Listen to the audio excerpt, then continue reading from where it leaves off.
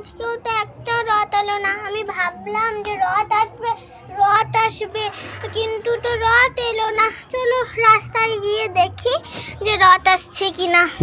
চলো যাই যাই যাই যাই। ওই তো একটা রথ, অবশেষে একটা রথ এলো, একটা রথ এলো। ও দিদি ভাই দাঁড়ালে তো? হ্যাঁ দাঁড়িয়েছি। বলুন রথ আনবেন? হ্যাঁ এই না পয়সা। চলো পয়সা পয়সা। চলো টানো। টানছে ভালো লাগছে রথ টানতে? কেমন লাগলো রথ টানতে? যাও ভালো, ঠিক আছে চলো। তো একটুকু তো রথ টানতে পেলাম। ও আমার শান্তি হলো।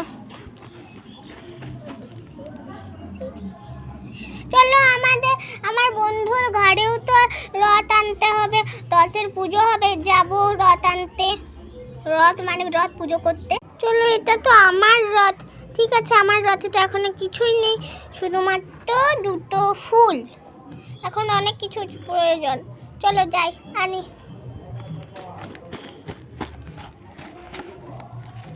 এটা একটা ফুল গাছ, কিন্তু অবশেষে ফুল নেই। চলো পাতা তুলি।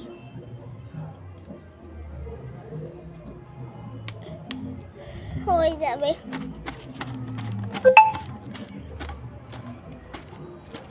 কত যে দূর রাস্তা।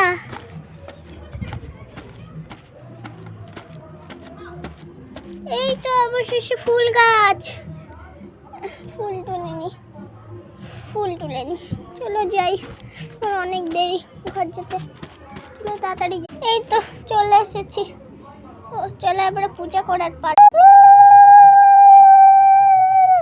নমো নমো নমো।